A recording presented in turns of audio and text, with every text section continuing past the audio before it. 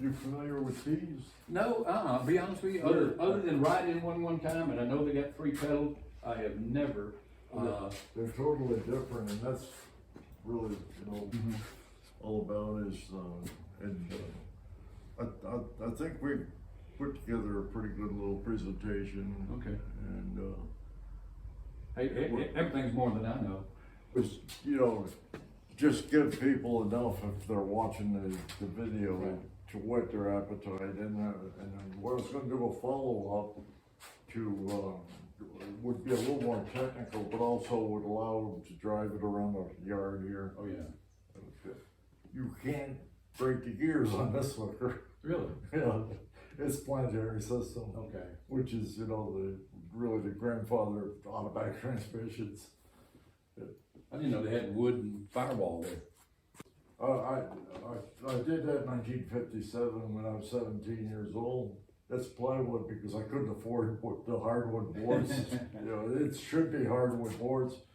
But back then, we got all these catalogs now. Back then we had a 3-page mimeograph thing for Hemmings Motor News. It was for parts, for tees only. And the only thing they had was, the stuff that wears out, spark plugs and things like that. Oh, yeah. You couldn't get a firewall was unheard of. But I didn't know it was even wood. I thought it was metal, what have you. Well, That kind of brings to mind why they call it firewall. Yeah, you know what? I never thought about that. Because That makes sense. that's, Like going down the road and that's things a on safety fire. issue. Oh, it's like the gas when I fill it with gas and Model A. Yeah. Everybody looked at me like, Yeah. "Why are you Right in putting your gas in the face. radiator?" I'm like, "No, this is the gas tank." They go, "Isn't that a little dangerous?" I said, "The dash is the gas tank." And they go, "Oh my God, oh my God." You know what I mean? You want a cup of coffee before we start? No, I'm good right now. Okay. We'll take a break in a little bit. I guess.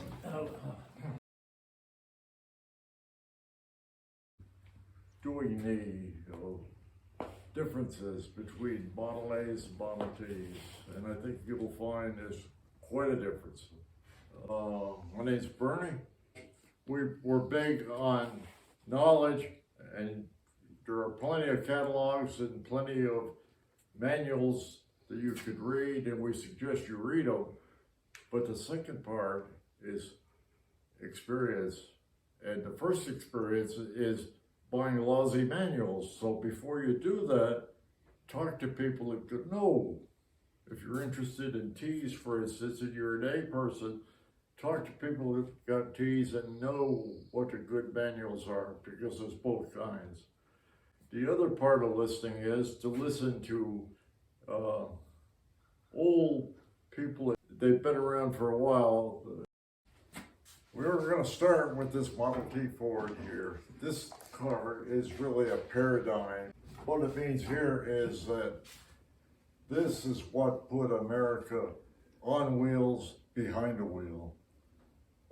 The reason for it is pretty well documented. First of all, the cost. They sold for as little as $290, and most of them didn't go much over $400. A real fancy one might be $500. They weren't very expensive. The other thing is that they're easy. They're easy to drive, they're easy to repair. And when these cars came out, people didn't have any experience with automobiles. They had to learn that you don't have to shovel manure with this one, right?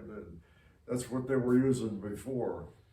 So this car became quite popular. What we're going to do is compare it. We'll start in the front and work our way to the back. First of all, the crank.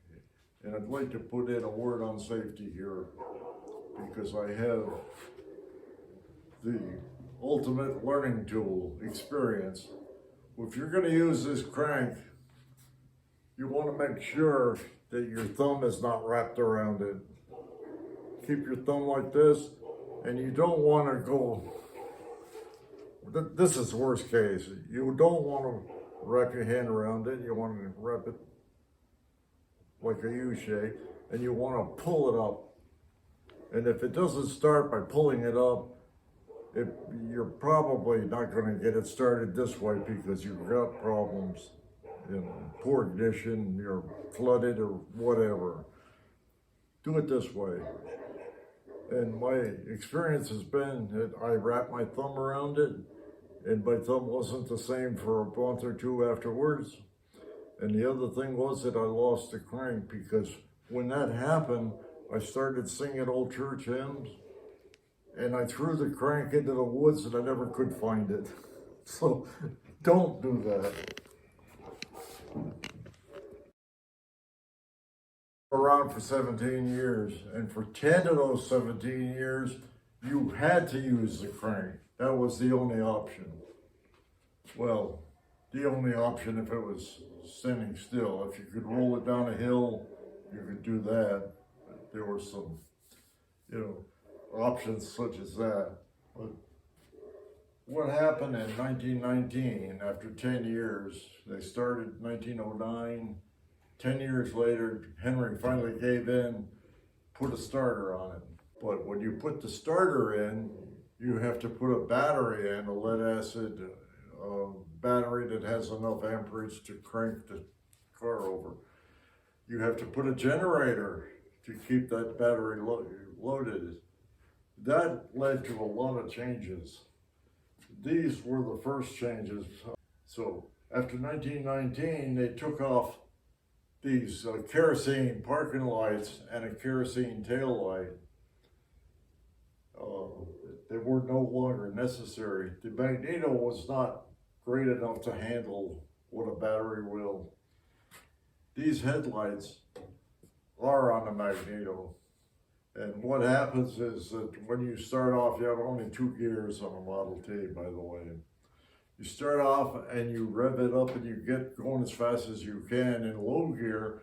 When you drop it in, and of course when you rev it up, it's a DC generator, it's a magneto basically.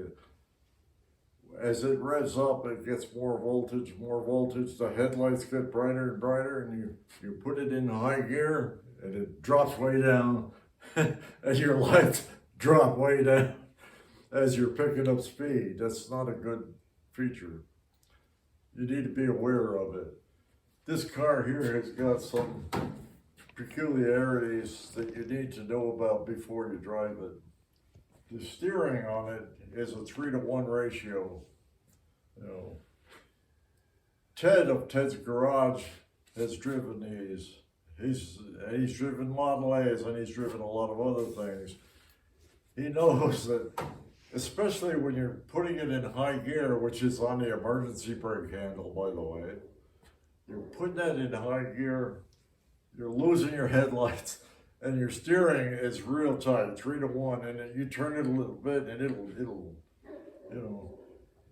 it's not a good setup. The gearing is right up in the steering column, okay? We're going to look at the ignition system. It's one of the major differences, and I will explain it, but then we will look at I have one on the bench. We'll look at it, we'll use it, we'll demonstrate it, and we'll see who we can shock with it. Probably the person doing the demonstration. Hope I get over here and demonstrate the various parts. This is the key to it here. We don't have one coil in this car. There are 4 coils. There are wooden crate. Okay. We have a battery. Now this car does not come with a battery. However, people learn real fast that if you want to start it, it's a whole lot easier to have a battery because you have to turn that magneto fast enough to generate enough power to make the coil work. And that takes a lot of, you have to really snap it to do that. Let me just digress for a second. Cranking this car on a cold day, you jack up one of the back tires. The reason for that is that the drag through the transmission and rear end really makes it tough on you. There's several other things that were quite common. You'd keep a big bucket of water on the stove before you decide you're gonna crank up the old Model T, and you fill a radiator with hot water, that'll help. There was no antifreeze basically at that time. There was some alcohol, but if you leave alcohol in there, it evaporates, and you know, after a while you have water instead of alcohol.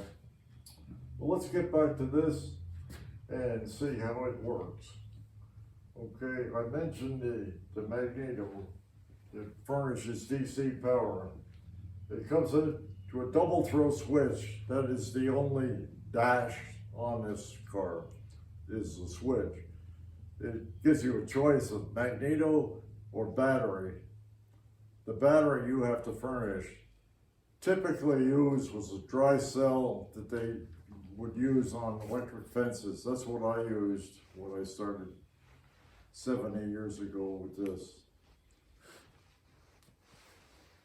The switch will provide the power. Here's the battery, and here's, you see it is double throw. It goes into the coil case here. The coil case goes down to a commutator, or what was the other term they used? Timer. Timer, yeah, the timer. It works totally different than a distributor, but it performs the same function. It goes up and feeds these 4 coils in the proper order at the proper time, which then forms a very high voltage that produces a really impressive spark. That's the system. Okay, what we have to do now is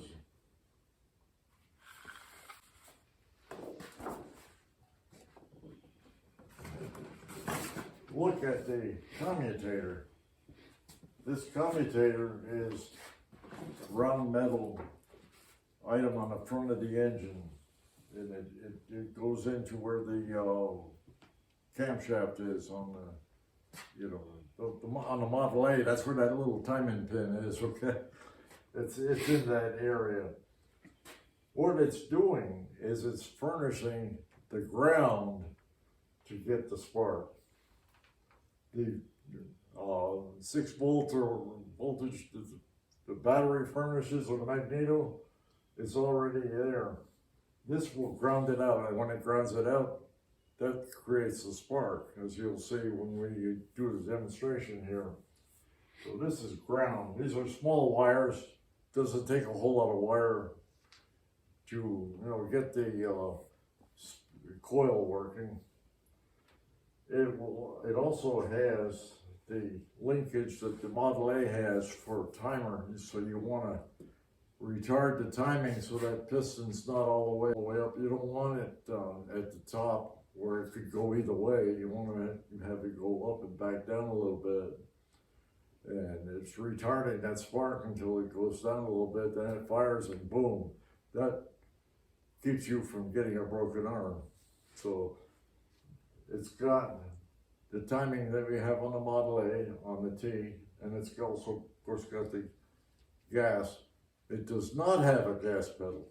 The only gas accelerator, that you have is on the steering wheel. That's the timer, and We were talking earlier, if you're familiar with a distributor in a Model A, that lever is kind of like the top plate. On your distributor, you rotate your top plate, and that's how you get your advance on your timing. So from the steering wheel down to the commutator, there's a lever that rotates a plate. How does it press up against it? oh, It's in the box over here. Oh, okay, gotcha. Wow. Yeah, I've never seen that. Wow. it's like me. It's kind of old. Boy, that is remarkable. My goodness. There's a lot more to one, wasn't there? No. What what we've got is DC power. This gets into electricity a little bit here. DC power is no good for coils. Coil won't work on DC. People think that, you know, it has to be make and break the power. That's what allows the magnetic field to transfer from one coil with a few turns to the coil with lots of turns, which gives you a spark. Okay, here's one of the coils. I wanted to talk about this for a minute. It has 3 contacts. Okay, the bottom contact is where the switch will provide electricity either from the magneto or from the battery. That stays on. We have the, let's see. High voltage. This is the high voltage. That's one you don't want to touch. This is where the commutator sends to ground. When this is grounded, it completes the circuit and you get the high voltage if this is buzzing, and we will demonstrate it to show you how it buzzes. You can adjust them here, and it's something that you really have to be aware of because it doesn't just happen by itself. You know, you have to from time to time adjust these. It's you know, Model Ts are kind of particular that way, so you have to adjust these things. I don't know if you saw this. There's a set of points right in there in the little buzzer plate. What this does, the set of points, is it makes and breaks, okay? The electricity, when the ground hits it, it's got a complete circuit.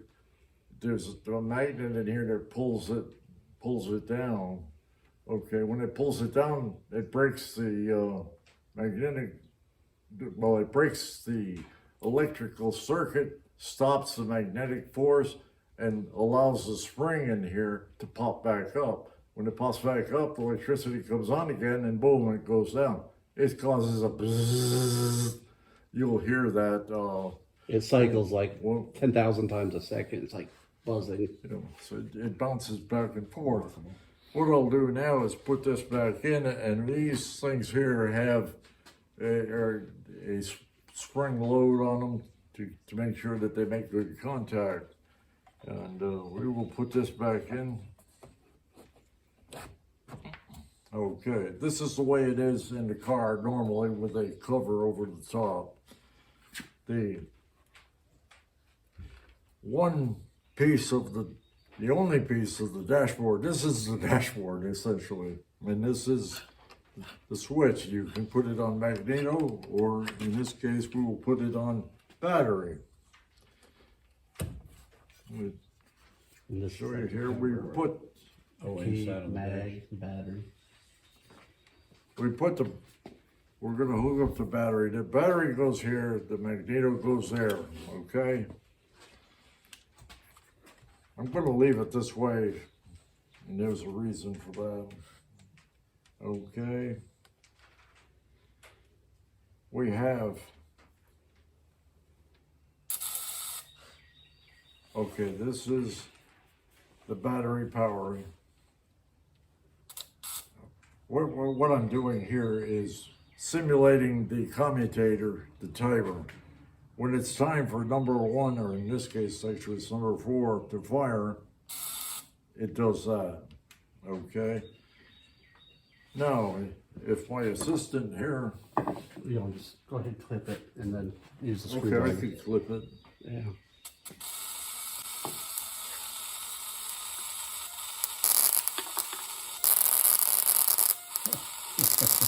I can assure you that if you touch that, it'll cause you to light up just like that.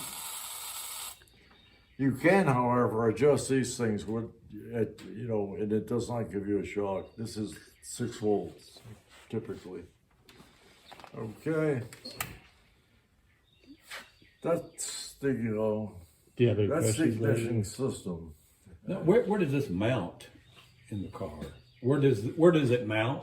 It mounts. This is the firewall, and Okay. that's inside. It's Okay. right in the center. And Oh goodness. Okay. Yep. Okay, that takes care of that. That is one of the two major differences between the Model A and T. On the commutator here, the way it's shown, it's just shows boom, boom, boom, boom. It's 1, 2, 3, 4, but it really isn't. The way it is laid out and the way you put the wires on is 1, 2, 4, 3, which is the firing order for a Model A or a Model T. That's how you get the firing order right.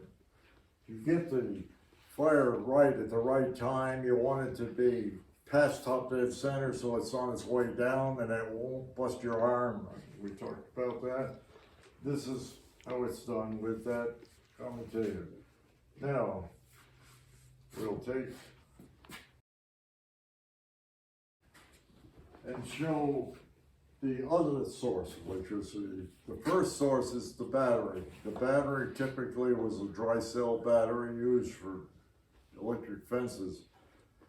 What they used in 1917, I don't know. I wasn't there. Okay. The magneto. This drawing right here takes a little explanation.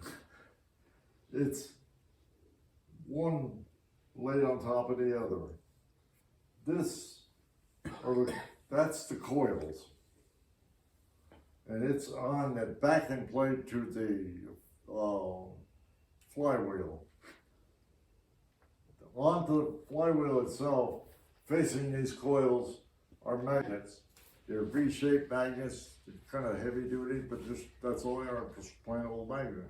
And these things here, they lose their magnetic power from time to time, and they have ways of remagnetizing it, if you will. That's not a good term, but this will provide the power for the magneto. If you happen to live on a hill and you park your Model T on the hill, rolling it down the hill, you push low gear, spins the motor over, that's plenty of power for this. This thing will produce anywhere from beginning with about 6 or 8 volts, which will cause the coils to work, up to 30 volts.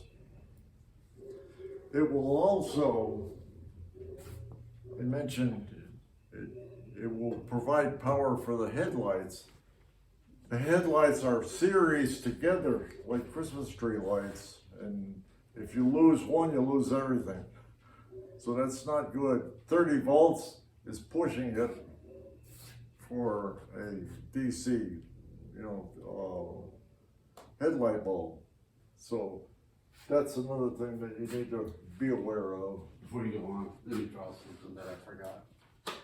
When I drew this, just for complete sake, this goes up to the starter switch, and each of these are connected to each other all the way around, like 30 of them. So all of that is how you get the 30 volts. Each coil is generating when the magnet passes the coil. That's how you get, even power stations that are nuclear is just spinning a magnet across. Is it faster it goes, more voltage? So that's what he was saying. Yeah. When you rev it and you drop it into high gear, the engine, drops to 500 RPM. So this isn't spinning fast, so you're not getting headlights. Yeah. Faster you go, the lower the headlights get. So like this other side would just be connected to ground, and it loops through. This goes up to your starter switch. So you can either have your battery that's going to ground or magneto. So that's basically a magneto on an engine. Okay, first of all, the planetary transmission does not have a stick shift like a Model A. It doesn't have gears like a Model A. It's totally and completely different. It has 3 pedals on the floor, and it has a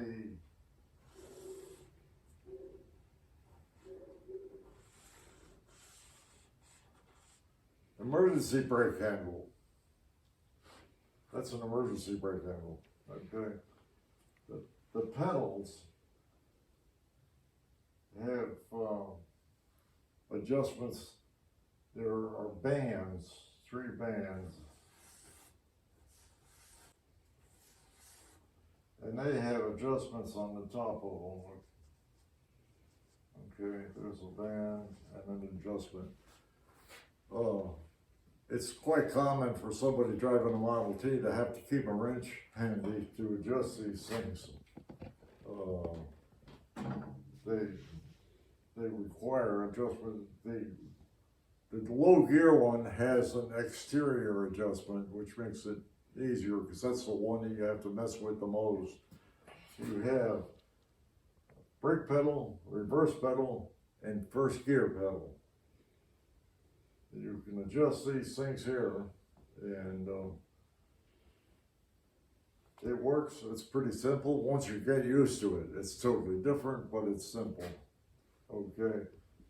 Now, that will work. The planetary system. Like I say, I will show you the planetary system.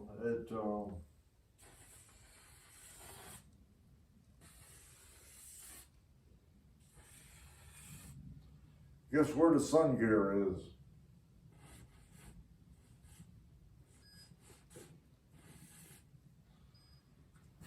These are the planetary gears.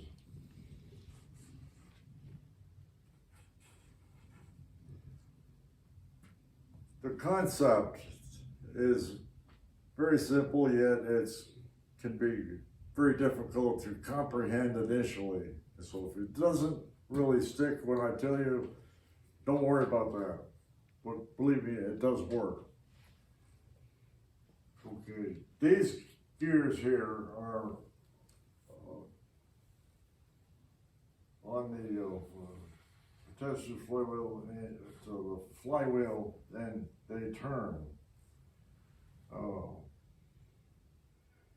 This gear here can turn or not turn. It would be hooked to one of the drums over here.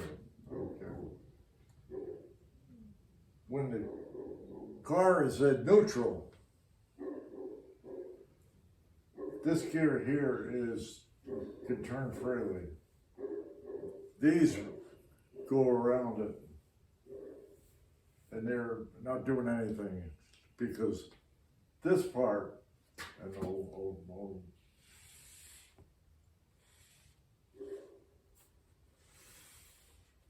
is the powertrain going to the rear end. Okay. When you stop this one with the brake, these start turning, and they go around and they provide power. Okay. Now, you provide power. You keep rolling down the road, you need to stop. This pedal right here is tied in here, and it will stop that from turning. I'm not going to draw it all out because it gets kind of messy. The reverse, again, I'm not going to draw it out because it's a combination of gears. You know that when you have 2 gears, one will turn one way and the other one will turn the other way. That's what gears do. So that reverse will be tied in down here. The high gear, here we have, this is a multiple disc wet clutch. Wet clutch means it's part of the oil pan, which, by the way, the oil pan on a Model T starts at the front end and goes all the way to where the drive shaft hooks on in the back. It's one big long oil pan. There is no separate transmission and engine bolted together. It's one piece. It's about as long as 5 feet, let's say. Okay. This part is hooked to there. Let me demonstrate that handle a different way. Okay. This is parking brake. The parking brake is on the rear differential. They're steel shoes with no lining on them. They will tend to hold a car sometimes. Don't count on it though. Okay. The middle position is where you would start off with. That's what I would call neutral. You put emergency brake down here because you don't want it holding the car back. If it does, at neutral, you push the low gear pedal. The low gear pedal will stop this one, and when that one stops, and these will be turning, providing power down through here. Okay. It uses a brake drum affair, if you will, to stop it and make this turn, which will go down here.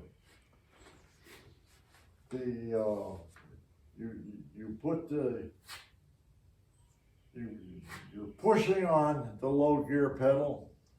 You can put this lever down all the way down here, and nothing will happen until you let up on the pedal.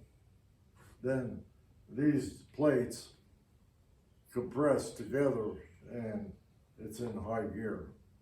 So let me go over that one more time. Okay, we're gonna take off, so we push the low gear pedal and give it some gas over here. Use your left foot to go with the pedal and use your hand to get the gas going. You get it going, and of course you get up enough speed, which you learned after a few tries to get it right. If you don't get it right, you have to get out and crank it again, which provides a good way to learn. When you let up on it, it goes into high gear, and as I said before, if it's at night, the headlights go way down and pick back up again as you pick up speed. And you pick up speed with this vehicle up to about 40 miles an hour. And if you got it where it'll go 40 miles an hour, you pretty well got it set right.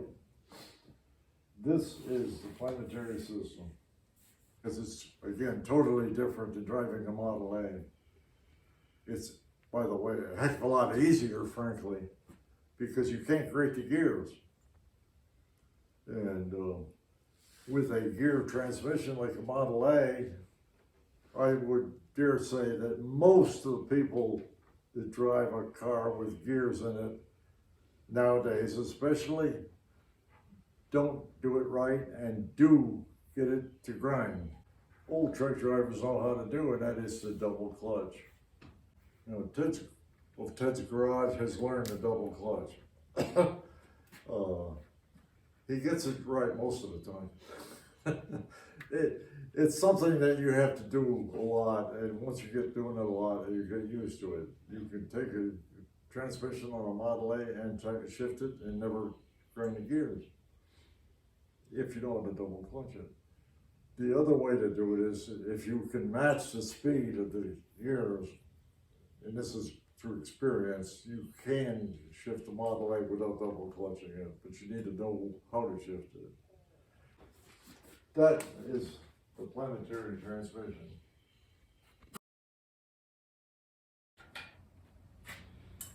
Before I get to the carburetor, let me refer back to the radiator. The radiator is different on the Model T from the Model A. It's a thermal siphon system. That's what Henry called it. Thermal siphon just means that if you've got hot air or hot water, it will go up. If you've got cold air or cold water, it will go down. So as the water heats up in the engine, it raises itself to the top. As it raises itself to the top, it creates a vacuum on the lower end, which is cooler anyways, and pulls the water in. There were optional water pumps that you could get to put on and it would help. I could say this about this vehicle here, and I have driven it between two states. I've gone a pretty good ways on it, and I had to have a bucket with me. And you could find, you know, when you're driving through the countryside, this is not really good in the city, but when you're driving through the countryside, you have to stop once in a while and pour water in here because they will start steaming.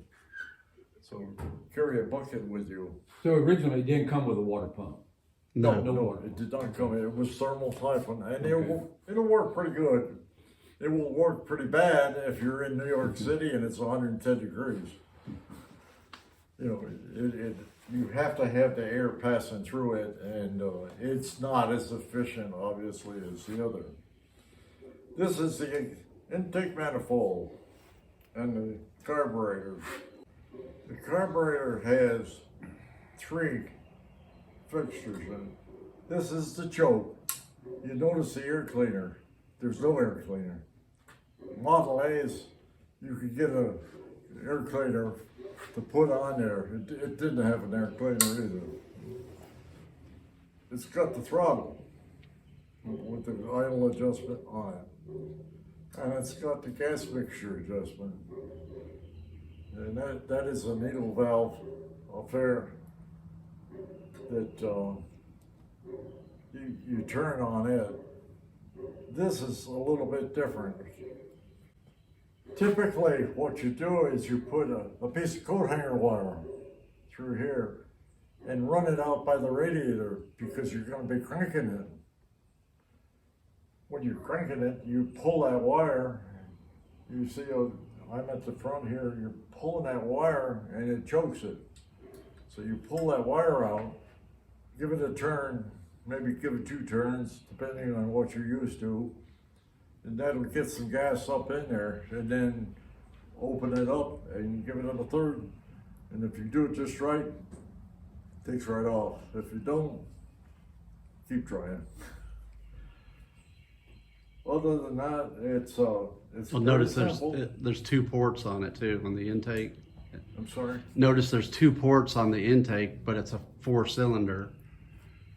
2 ports on the intake, okay? This import takes 2 cylinders, and this one takes 2 cylinders. The exhaust ports, there's 4 of those, because there's a lot more gas coming out, and the distribution, heat, and so forth.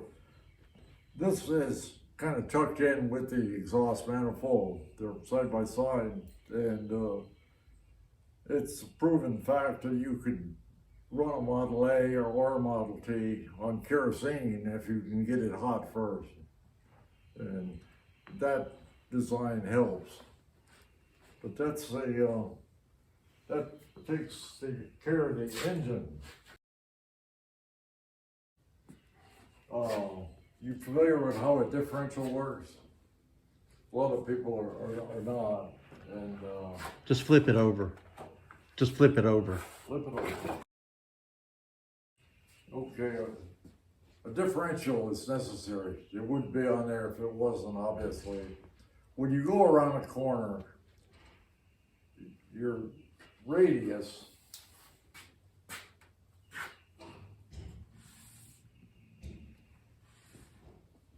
you're going around the corner. You can see this line is a lot shorter than that one. That means that one wheel is going to be turning, has to turn more as you're going around the corner. You can see this if you have a 4-wheel drive truck and you're on loose gravel, it'll tend to buck a little bit because the whole vehicle is turning. And it's the same concept. You turn at different speeds. So you gotta have,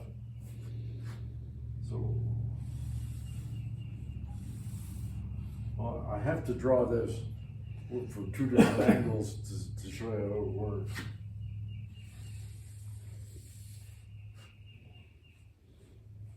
This is the ring gear. It's big. That's what makes that bulge back there big. It's got gears that are beveled, And coming into that,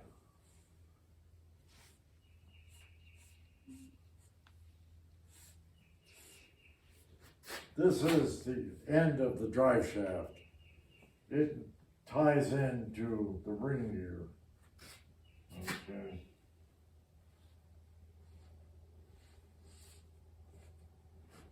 And it'll turn the ring gear. Out here, I will draw the spider gears.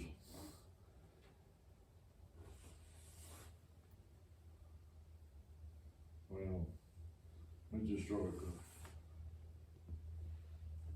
And the third one is over here. The axle as a gear.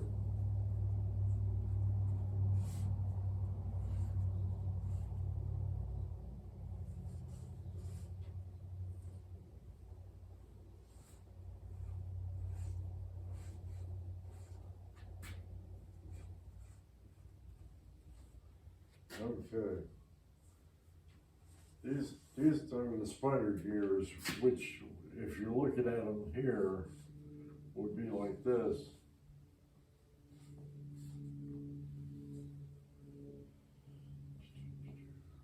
And your axle is in here. These spider gears, actually they're on a shaft that comes down with this. Anyway, what happens is you're going around the corner, this one here will turn less, and they're all tied together, okay?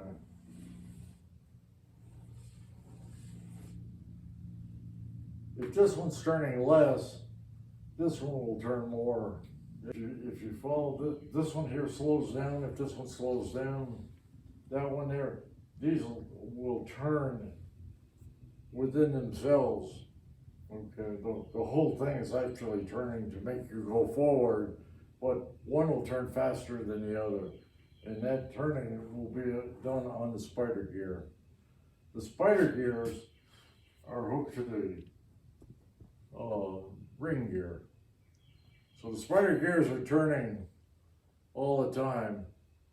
That's what's driving it forward. They're both, these are not turning at all until you get to a corner, and they turn a little bit as you go around the corner. And if you have a lock that locks these things up, it'll only go straight, but it'll have equal power on both sides. These, on the other hand, if you get one wheel in a mud hole, this thing will start turning, one side will turn. A friend of mine demonstrated for me on a Model T Ford. He lived on a dirt road, it was on a hill, gravel road, grass growing on the side. He got the biggest kick out of getting his Model T going, and he would put the brakes on, and because it was tied to the drive shaft, he could do this.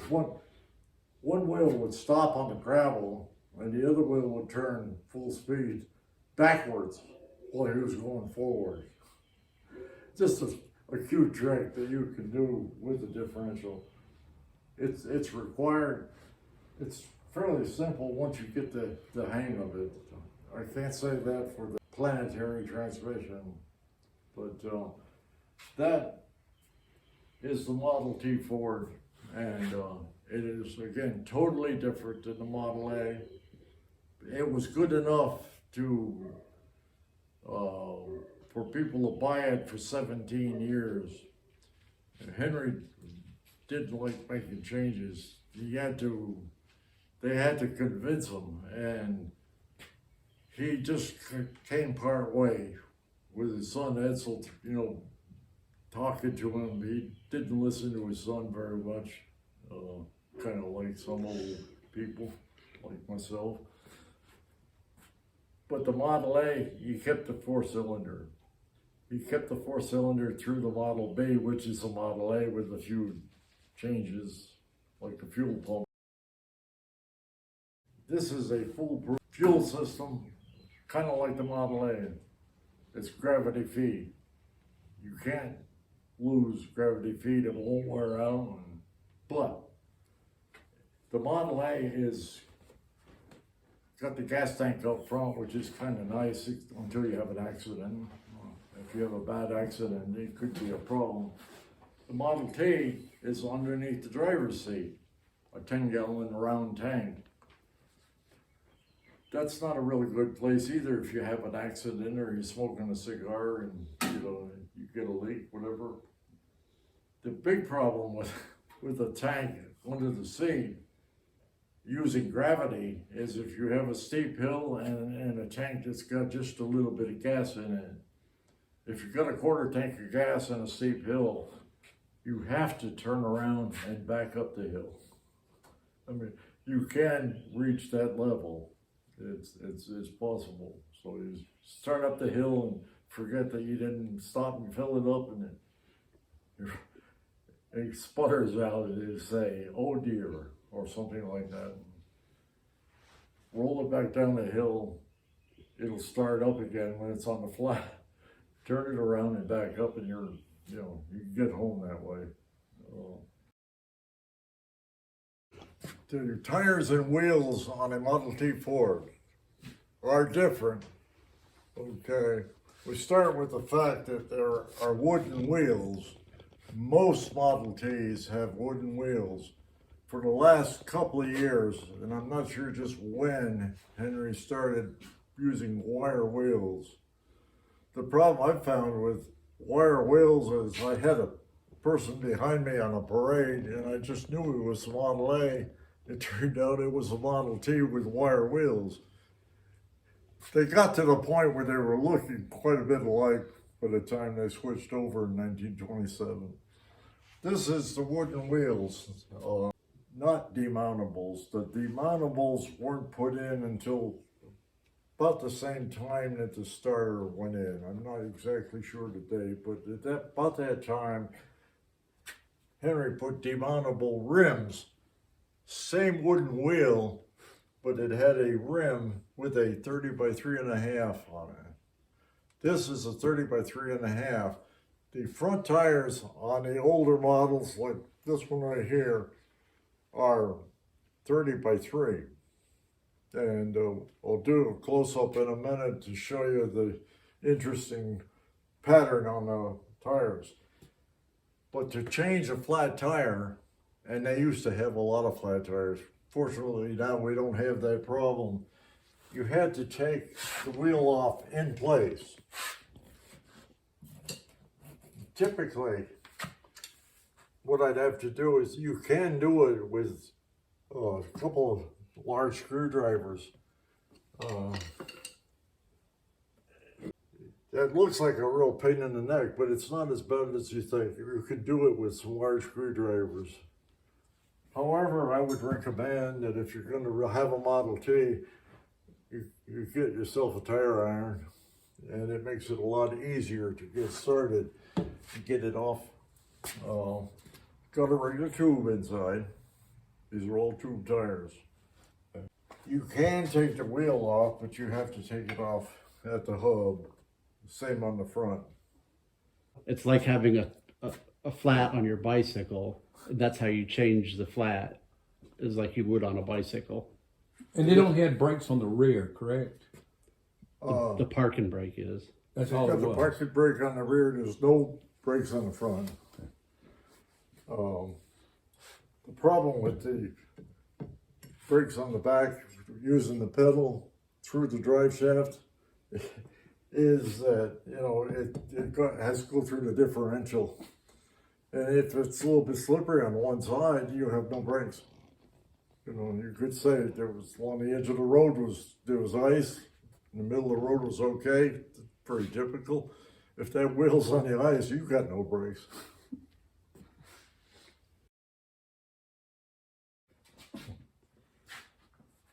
Okay, just a quick look. The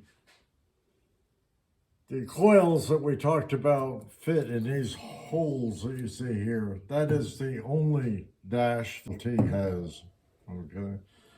The 3 pedals that I spoke of and the emergency brake, these pedals are tied in with the drums. You can see the springs. That's the springs on the 3 drums. The brake, the reverse, and the low gear. They are adjustable. The one here is the middle one, and it has an outside adjustment, so you can make an adjustment without having to take the cover off. Lubrication, greasing. Everything is on grease cups. You don't have to have a grease gun. You have to have grease, and you put it in the grease cup and screw it down, and that's your grease. A fuel tank, 10-gallon tank, and you can see it's under the seat. And if you're on a steep hill, you could see where this could get below. Okay, this is the emergency brake. I pull it on, that holds the car from rolling, theoretically.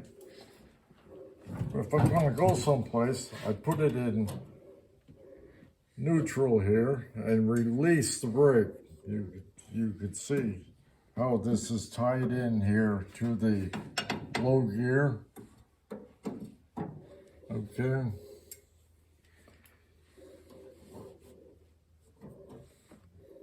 Well, let me try something here.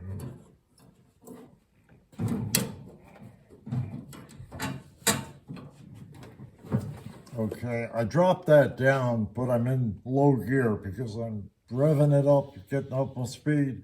I'll get the speed up, and you see here how this came back up high like that. That puts it in straight drive through with those multiple disc clutches. That's how this thing gets into high gear. The low gear is back up in here in the planetary system. It was quite common to have to get in here and do some adjusting, you know, especially if you didn't keep enough oil in it. And the wire on the top is the magneto. There's the magneto wire right there. And the only other thing that I had not mentioned yet is the dipstick.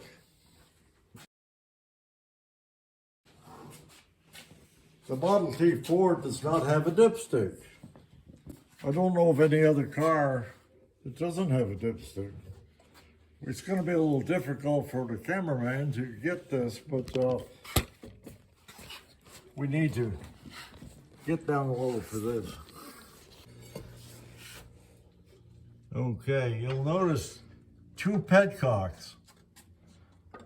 When you put oil in it, you put oil in it until it's running out the first one. You shut it, and then when it gets to the top, when it starts running out the second one, you stop it.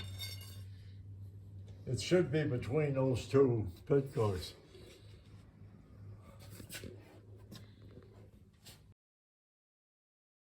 For that matter, the fact is that on the front and back,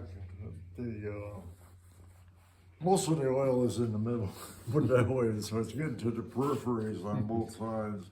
It's got a belt, flat belt. We've got a new one to put on. It's a wide belt too, isn't it? Yeah, it's a leather belt.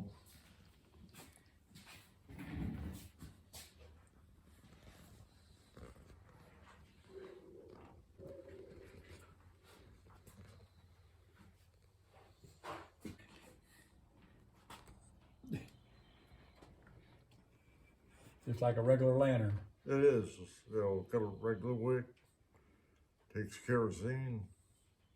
So you had those even if you didn't have your front headlights because you didn't have any battery. Those were still up, right?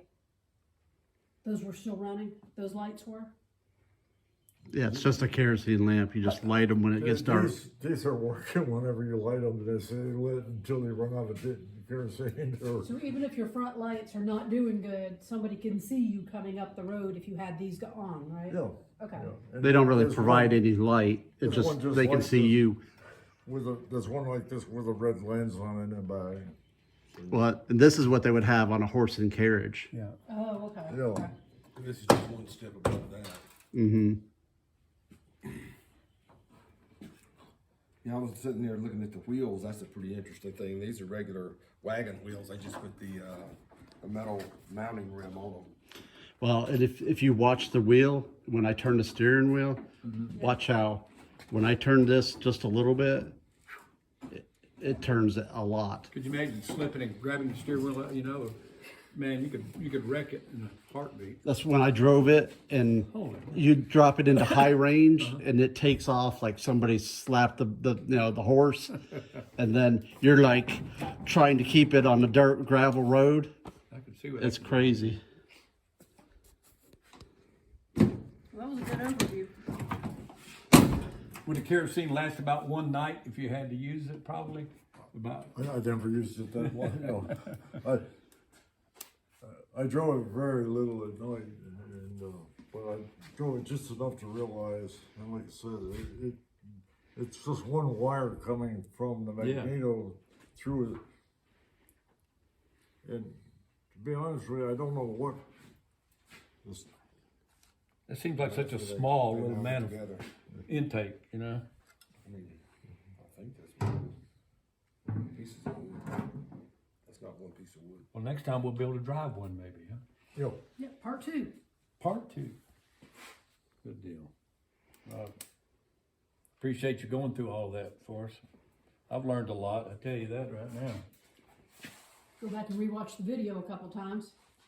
Get it down good. Yeah, Larry, you ready to draw out the planetary transmission now?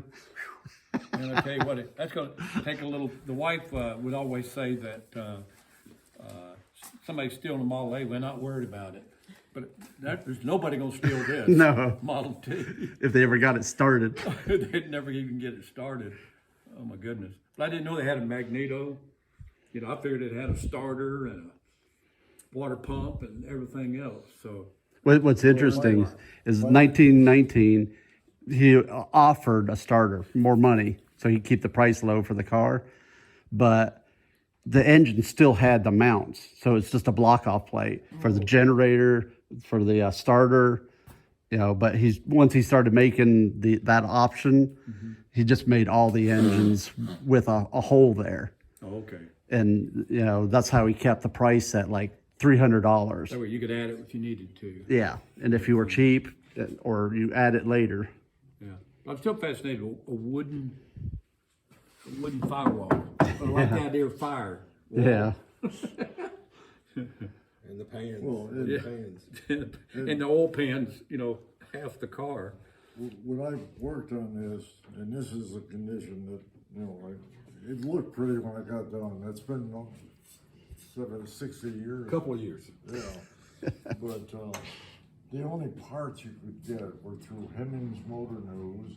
It was 3 pages of mimeograph. You remember mimeograph? Oh, I remember it well. Yes, The sir. old mimeograph machine? Yeah. 3 pages, and the only thing you could get is stuff like spark plugs, you know, and parts that wear out. And there's not a heck of a lot of stuff that wears out, but that was it. And you know, for years until I was down St. Simon's on vacation, and they had Hemmings Motor News, and it was that thick. You know, I said, "Wow!" Last time I saw it, it had 3 pages. No, I remember that. All the books we had to have, and repair book manuals, and no internet. Yeah, You know? yeah, no Googling it up. No, none of that. I can imagine though, the guy that bought like one of the first ones of these, he's used to a mule, you know, and a horse and a buggy. You know, if you're rich, you had a enclosed buggy, but a buckboard. My grandfather, who born late 1890s, he had one of the first Model A's, and he had a lot of cattle and horses and everything. So he had a fake horse head on it. You ever seen that? A fake horse head on the front, so it wouldn't scare. He thought it wouldn't scare the horses and stuff. So it had a fake horse head on the front of it. There was a covered bridge in Vermont. I think it's still there. It had a sign, this brass sign over the going into it. It says speed limit: horses at a walk, cars at 10 miles per hour. And it's just, the sign's still there. Oh, is it? Last time I was there. My grandfather he was born in late 1898, and him and my grandmother got married in 1913. Their wedding present was a Conestoga wagon. And I played on that wagon when I was a kid. And the suspension on the back of the wagon is very similar Oh, yes. to the one leaf on this. I mean, I spent so much time on it for what it's worth. I mean, the spring system on the old wagon. Also the wheels, I still got the wheels off of that wagon, but they weren't very, That's unbelievable. they weren't very different than these. The only thing that was different was this, instead of being a channel to hold the tire, it was flat and made a cap on that wooden Oh, ring. okay. And so it rode on a metal ring for the wooden spoke wheels. So the wheels, all they did was, between these and the wagon wheel really, is make this into a channel instead of a band that fit around the wooden part. Let me ask you a question. And that's so simple too. I mean, they really just took a wagon and How re-engineered about it. on this here, if you broke one of these, would it still, would it stay together? Let's say you had an accident and you broke one of these off or something, would it still? I don't know. I suspect that it would stay together, Oh, yeah. but you kind of have to watch it. You know? And,